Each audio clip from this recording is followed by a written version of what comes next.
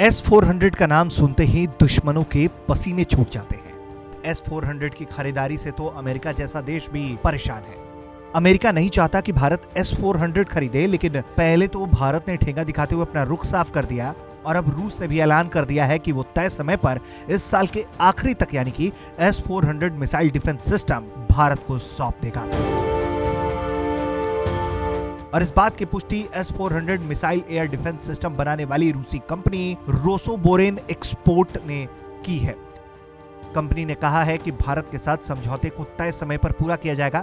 हालांकि इससे पहले रूसी सेना के तकनीकी सहयोग मामले के डायरेक्टर व्लादिमीर द्रोजझोव ने कहा था कि भारतीय सेना के विशेषज्ञों ने इस ब्रह्मास्त्र को चलाने की ट्रेनिंग शुरू कर दी है और इस साल के आखिरी तक भारत को यह प्रणाली दे दी जाएगी।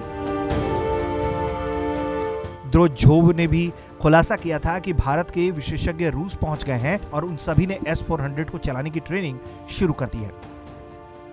भारत ने साल 2015 में रूस के साथ S-400 को खरीदने की इच्छा जताई थी। अक्टूबर 2018 में रूसी राष्ट्रपति व्लादिमीर पुतिन की भारत यात्रा के दौरान इस समझौते पर हस्ताक्षर हुआ। भारत रूस से 5.4 अरब डॉलर के S-400 मिसाइल डिफेंस सिस्टम ले रहा है।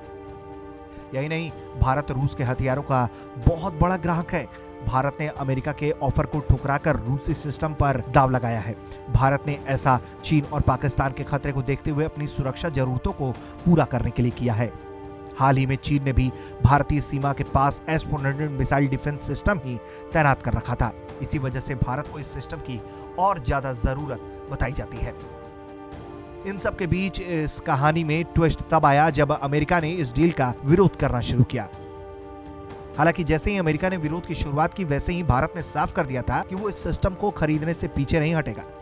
इसके आगे भारत ने बयान जारी करते हुए कहा था कि भारत और अमेरिका के बीच विस्तृत वैश्विक रणनीतिक साझेदारी है और भारत की रूस के साथ विशेष और खास रणनीतिक साझेदारी चल रही है।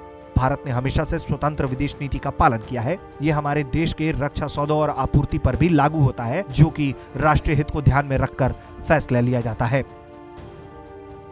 खैर, रूस और भारत में ऐतिहासिक रूप से अच्छे संबंध रहे हैं। दोनों देशों के बीच इतने गहरे संबंध रहे हैं कि अमेरिका तक को आपत्ति रही।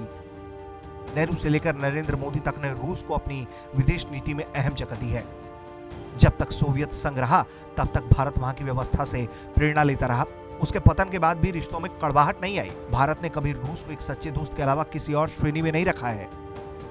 रूस के साथ भारत के संबंध वक्त की कसौटी पर हमेशा खरे उतरे हैं और रूस भी इसी तरीके से भारत के साथ अपने रिश्तों पर प्रतिबद्धता दर्शाता रहा है। ब्यूरो रिपोर्ट, भारत तक।